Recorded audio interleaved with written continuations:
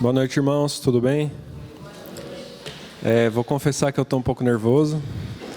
Faz alguns anos que eu não falo assim na frente da igreja, então a gente fica um pouco mais apreensivo, né?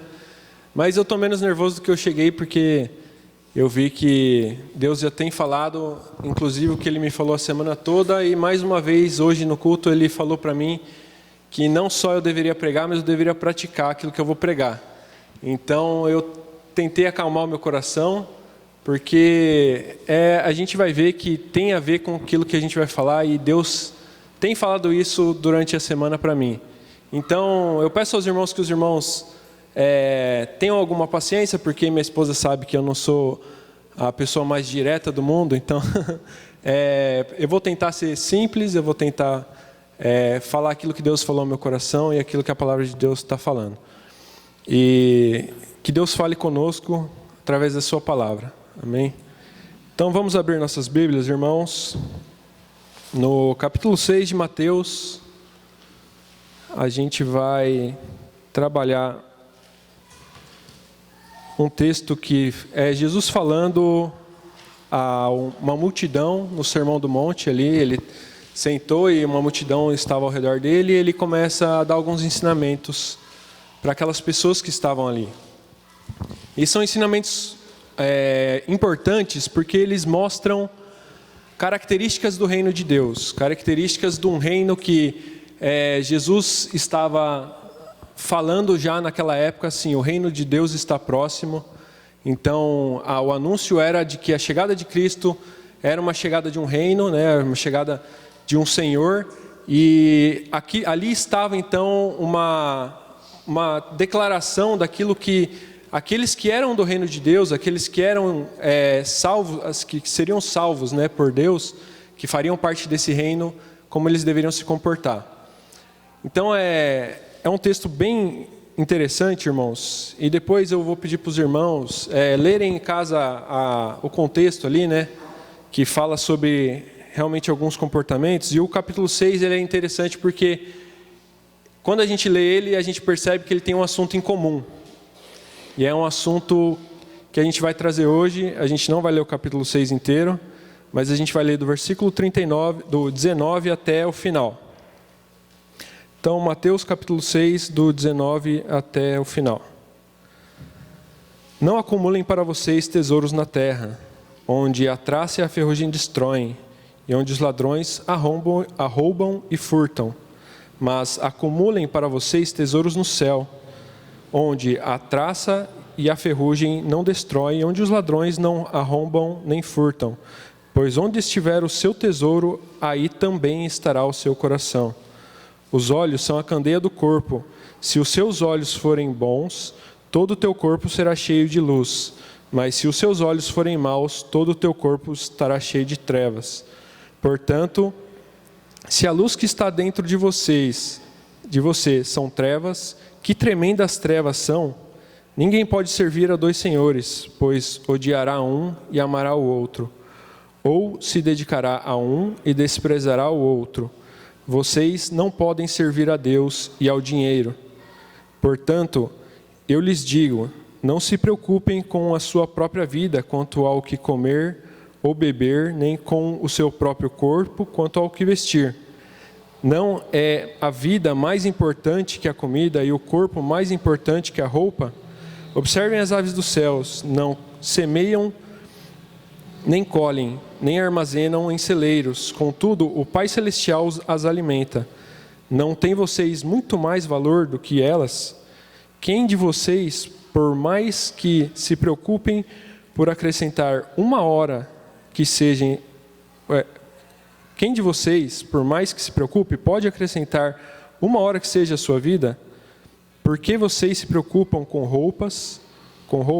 Vejam como crescem os lírios do campo. Eles não trabalham nem tecem.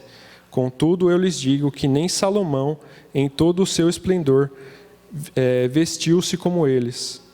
Se Deus veste assim a erva do campo, que hoje existe e amanhã é lançada no fogo, não vestirá muito mais vocês, homens de pequena fé?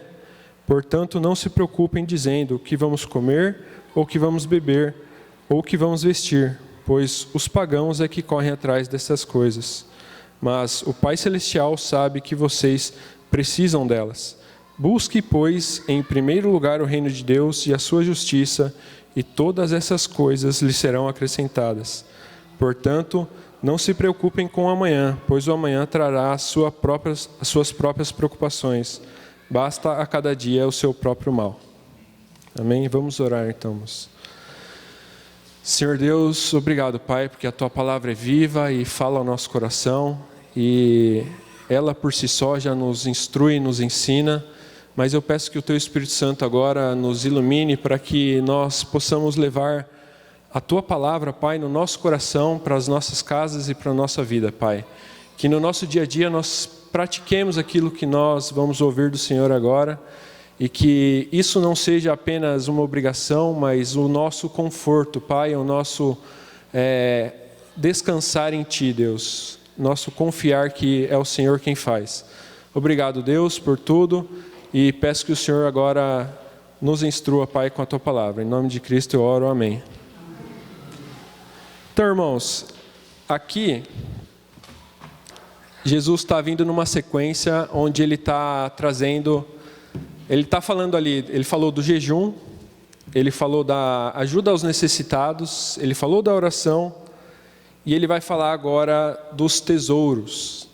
É interessante porque a gente lê muitas vezes esse texto e a gente não enxerga uma conexão entre as coisas. Mas aqui a gente vai ver que a continuação do tesouro, quando Jesus entra, não acumulem tesouros no céu, é sim uma continuação daquilo que ele está falando, de como as pessoas deveriam se comportar em relação à ajuda aos necessitados, à oração, ao jejum. E ele vem inclusive com um portanto, né? Ele fala assim, então portanto, não acumulem os seus tesouros no céu. Então, só nesse portanto a gente já vê que tem uma ligação com o que ele estava falando. E o foco que eu quero trazer aqui no texto, para os irmãos, é um foco um pouco mais... profundo do que aquilo que a gente pode ler no sentido somente de sustento, ou de onde a gente deposita o nosso tesouro simplesmente como um investimento.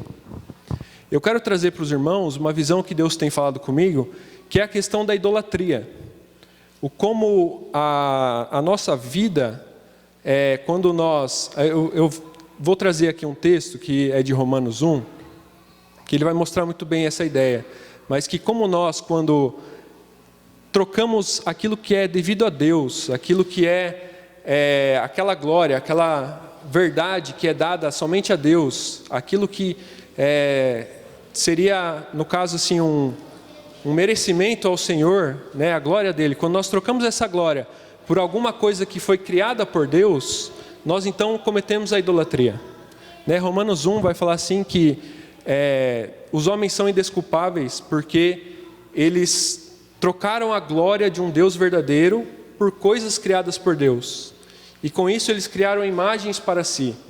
E o princípio de toda a iniquidade do homem é Deus os entregando aos seus desejos por conta da sua idolatria. Porque eles viram a glória de Deus e escolheram não reconhecê-lo como Deus. Então, primeiramente eu queria trazer que a idolatria... Muitas das vezes a gente, como batistas, né, a gente vai pensar assim, a gente não é idólatra, né? A gente não tem ídolos, a gente não tem uma imagem aqui na frente, a gente não cultua nenhum santo, nenhuma entidade, nenhum animal, nada que a gente olhe na nossa igreja, a gente vai ver que a gente tem algum tipo de idolatria em imagens, uma idolatria física. Mas a gente vai ver também que o texto que fala aqui, ele fala mais de uma idolatria do nosso coração. O quanto a gente troca aquilo que é devido a Deus por algo que é criado por Deus. Algo que não necessariamente é ruim, mas algo que não merece a glória que tem.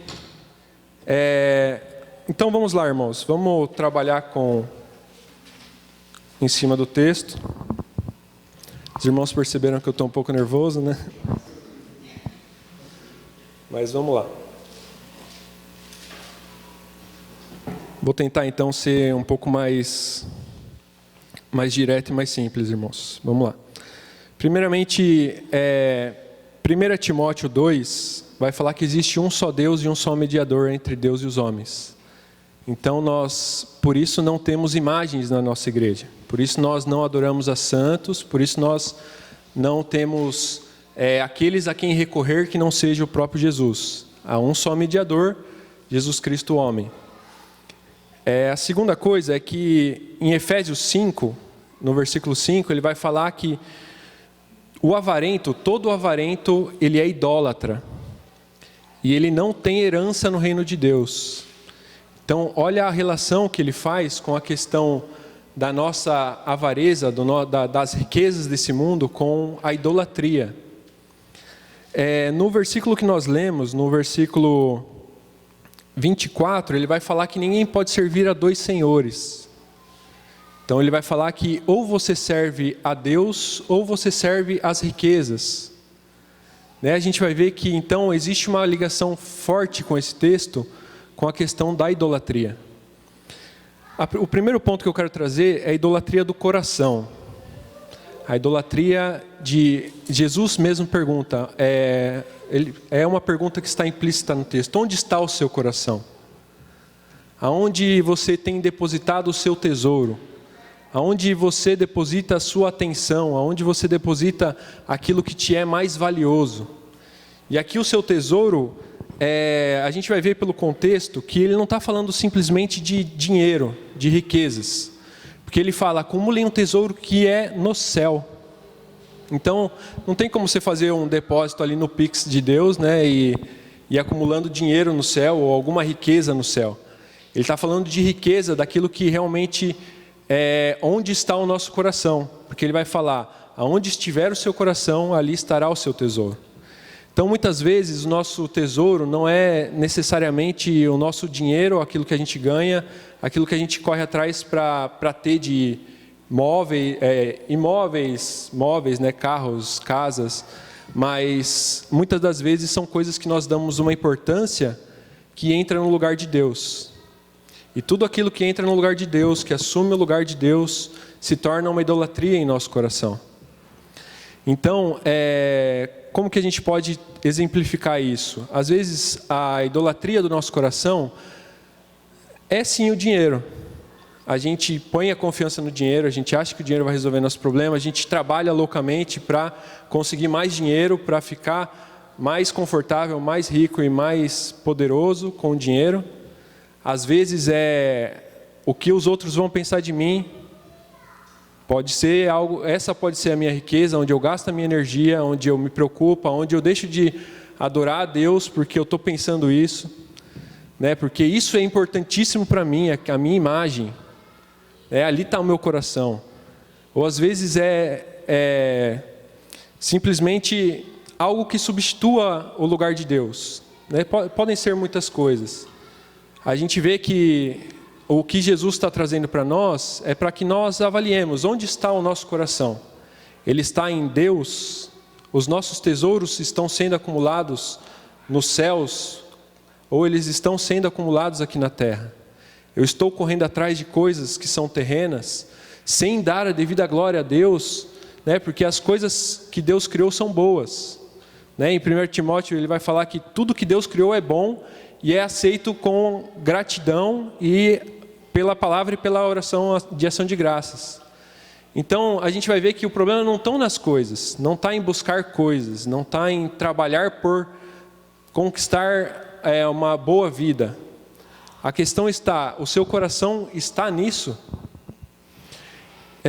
A segunda coisa que eu quero trazer, irmãos, é a questão dos nossos olhos, que está muito interligado com essa questão do nosso coração. Ele vai falar aqui na palavra que aonde estiver, ele fala assim, os olhos são a iluminação da nossa alma. Pelos olhos que entra a luz da nossa vida, do nosso corpo. É Ele quem ilumina o nosso corpo.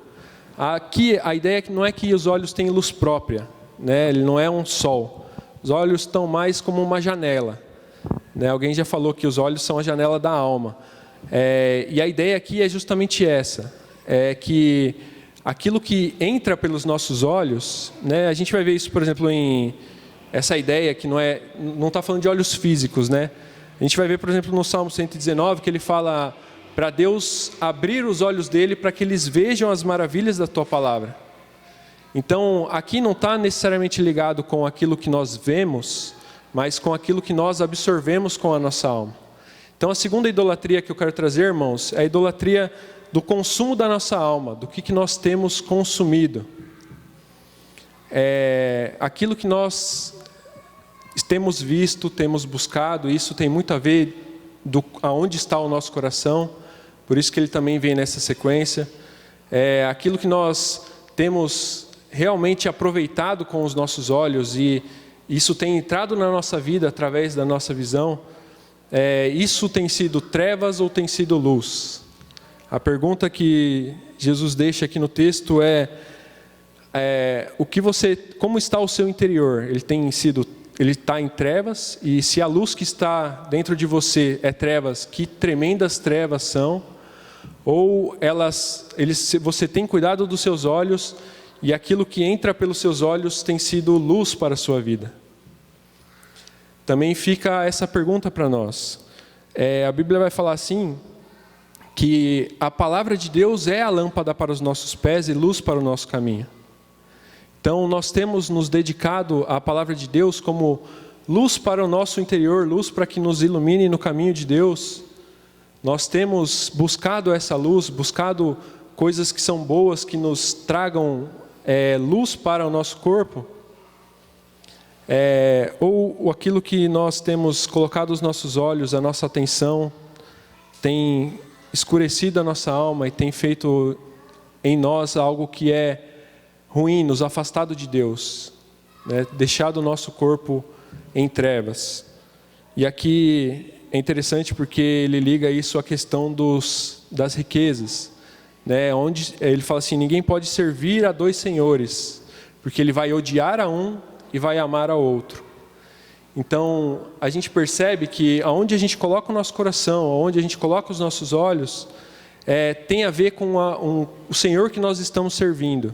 Se nós estamos servindo a Deus, ou se nós estamos servindo as coisas. E quando nós afastamos os nossos olhos de Deus, então o nosso corpo se torna trevas. Aí vamos continuar então, irmãos, com a terceira idolatria que eu quero trazer para os irmãos, que para mim é a mais difícil. É a parte mais complicada que até essa semana assim, Deus tem falado comigo justamente nesse ponto, que é a idolatria das preocupações, a idolatria do sustento. Aqui Jesus vai entrar no texto onde ele fala das preocupações da vida. E ele fala assim, olha, você pode até ter uma preocupação legítima de aonde você vai morar, o que você vai vestir, ou o que você vai comer. Mas ele faz uma pergunta, por que vocês estão preocupados com estas coisas? Não são os pagãos que se preocupam com essas coisas? Não são aqueles que têm um outro Deus, além do Deus vivo, que se preocupa com essas coisas? O Deus de vocês não é um Deus que sustenta tanto as aves do campo, como as aves e as flores do campo, e as flores estão mais belas do que Salomão no seu mais glorioso momento ali no seu reino, os passarinhos não tecem nem colhem, e mesmo assim eles comem. Aqui não é uma preocupação com o nosso trabalho é bom, né? Trabalhar é bom, os passarinhos trabalham por ninho, por comida, né? Mas eles não se preocupam com isso não causa ansiedade ao coração deles. E o quanto isso tem causado ansiedade ao nosso coração, o quanto isso tem sido motivo de preocupação da nossa vida. O que Deus tem falado comigo essa semana, irmãos, é que quando eu, de alguma forma, acho que eu vou sustentar a minha casa, eu estou colocando aquilo que é devido a Deus em mim mesmo. É uma idolatria. E quando eu penso que, de alguma forma, o dinheiro pode cair na minha conta. Às vezes, eu estava até falando com a Camila esses dias, nossa, a gente podia receber uma herança, ou ganhar na Mega Sena, ou alguma coisa assim, né? Mesmo sem jogar, né? Podia ter algum dinheiro caindo na conta para salvar a nossa vida ali. E Deus tem mostrado que a gente não precisa disso, porque é Ele quem toma conta das nossas vidas. É Ele quem nos sustenta, é Ele quem nos provê. A gente está construindo e as coisas estão muito caras, né? Muito caras. E a gente, esse mês, passou um pouco da conta. Eu perdi as contas das vezes que eu falei para a Camila assim, a gente não vai conseguir pagar o aluguel. A gente não vai conseguir pagar o aluguel. Ela até brigou comigo por causa disso, porque preocupa a gente, né? A gente fica assim preocupado. Mas aí Deus falou para mim que quando nós deixamos de depositar esta confiança em Deus, que é Ele quem nos sustenta, é Ele quem nos provê, e o dinheiro chegou, irmãos, é impressionante, chegou. A gente pagou o aluguel, é aquela coisa que é Deus fazendo mesmo, né? O dinheiro cai certinho no que tem que ser pago, e a gente paga, e passa o dia, e a gente simplesmente esquece da dívida, né? Mas a gente tem que olhar para aquilo que Deus fez, e glorificar Ele e agradecer a Ele. Porque o que Romanos 1 fala é justamente isso. Eles olharam e viram a glória de Deus, e eles escolheram não dar glória e nem gratidão a Deus. Mas antes disso, eles escolheram erguer postes ídolos, eles escolheram idolatrar coisas que eram criadas por Deus. E o dinheiro, o nosso trabalho e tudo que a gente tem depositado a nossa confiança muitas vezes são coisas boas criadas por Deus. Mas dentro disso, se a gente coloca o que é devido a Deus, que é o quê? É saber que foi Ele quem deu, é saber que é Ele quem sustenta, é saber que é Ele quem cuida, como um filho, assim como Ele cuida das aves do campo, assim como Ele cuida dos pássaros, quanto mais a nós que somos filhos. Então, não caiamos nessa idolatria de olharmos para os nossos problemas, as nossas preocupações, e não depositarmos essas preocupações em Deus. Eu queria trazer 3 aplicações mais práticas para nós fecharmos a reflexão. Primeira coisa que eu queria trazer para os irmãos é: avalie o seu coração e veja onde está a sua maior preocupação.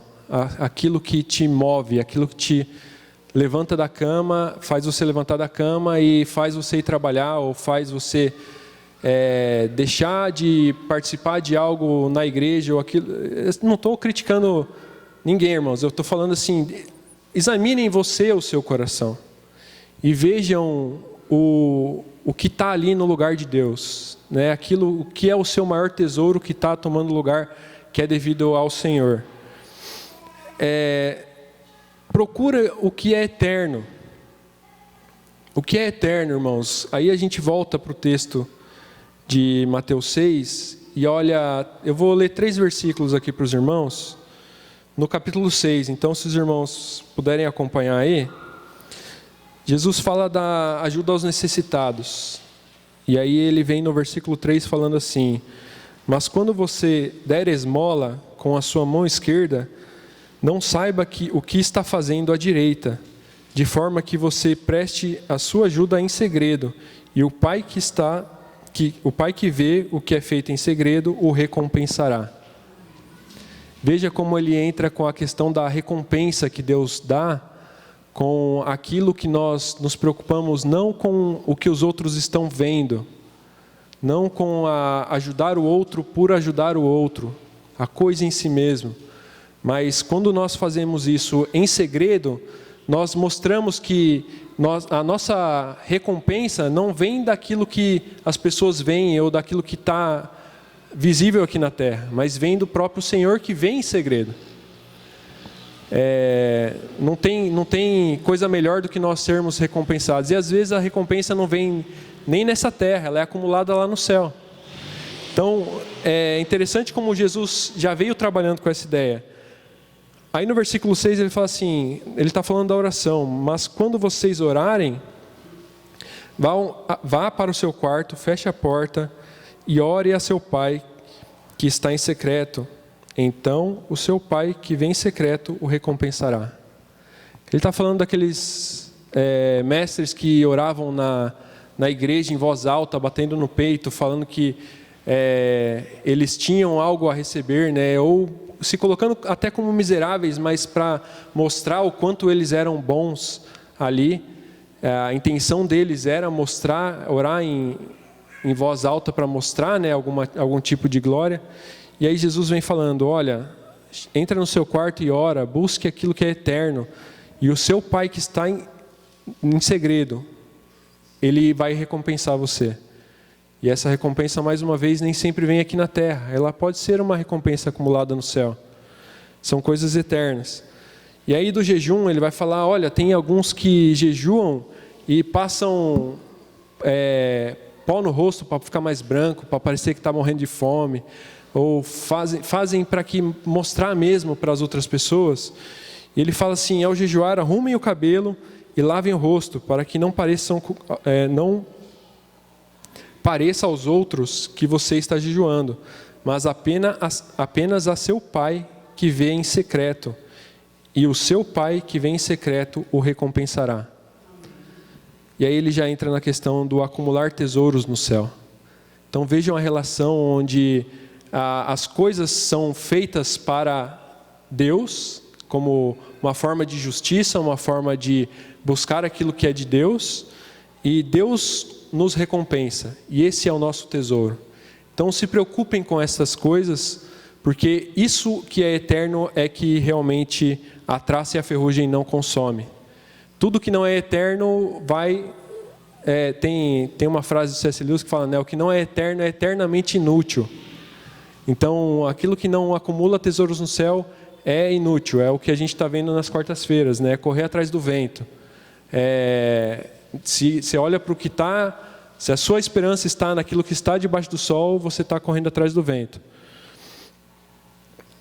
E vai nos decepcionar, irmãos. É impressionante que toda a confiança que nós depositamos em qualquer coisa que não seja Deus vai nos decepcionar. Inclusive, as coisas mais valiosas que nós temos aqui na terra. Outra coisa, irmãos, consumam aquilo que é eterno também.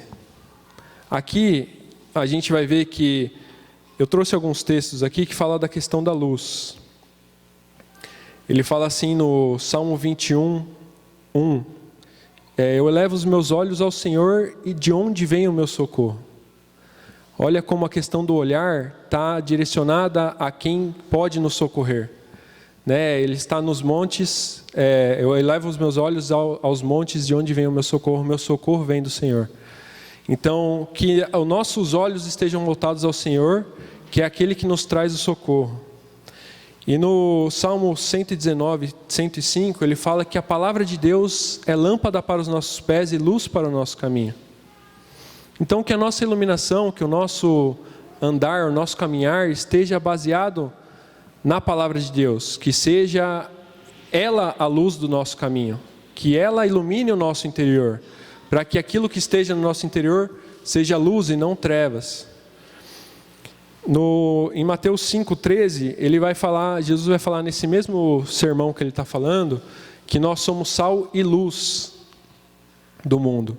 Então também, dentro da igreja de Cristo, nós devemos ser luz. Não só, como Jesus fala aqui, né, nós somos, sendo iluminados pela palavra de Deus, nós temos luz dentro de nós e a luz brilha no escuro. Né, a luz ilumina a escuridão. Mas também buscar a luz dentro da igreja com os nossos irmãos que também estão brilhando com a luz de Cristo. Isso também é importante, porque é uma forma prática da gente trazer iluminação para o nosso corpo, né? Nesse sentido que não é algo místico, irmãos, não me entendam mal. É iluminação nesse sentido mesmo que o texto está trazendo. Né? Não é para a gente ser um ser iluminado, como os espíritas dizem. Consuma também coisas boas. Né? A Bíblia vai dizer que tudo que Deus criou é bom. Então a gente pode sim desfrutar da natureza, vendo como, não pela natureza como uma fotografia, nossa, que bonito Deus criou, mas desfrutar mesmo da natureza, aproveitando a natureza como algo bom. Isso também é algo que nos alimenta a nossa alma. Bons filmes, boa música, boa comida, tudo isso é feito com ações de graças. A Bíblia vai dizer lá em Timóteo, até o casamento desfrutado da forma correta em ações de graças é algo que nos ilumina, é algo bom, criado por Deus e que traz vida a nós, traz essa luz que ilumina o nosso corpo. Em terceiro, descanse no Senhor e busque a justiça do seu reino. É interessante como Jesus vai terminar esse texto dizendo, busque em primeiro lugar, vamos ler lá para a gente não falar fora do texto. Busque, pois, em primeiro lugar o reino de Deus e a sua justiça, e todas essas coisas lhe serão acrescentadas. Então ele está falando, quando nós buscamos em primeiro lugar o reino de Deus e a sua justiça, e aí entra a questão da ajuda aos necessitados, entra a questão do buscar o reino de Deus, e aqui o reino de Deus tem a ver com onde Deus reina, né? Onde Jesus é rei.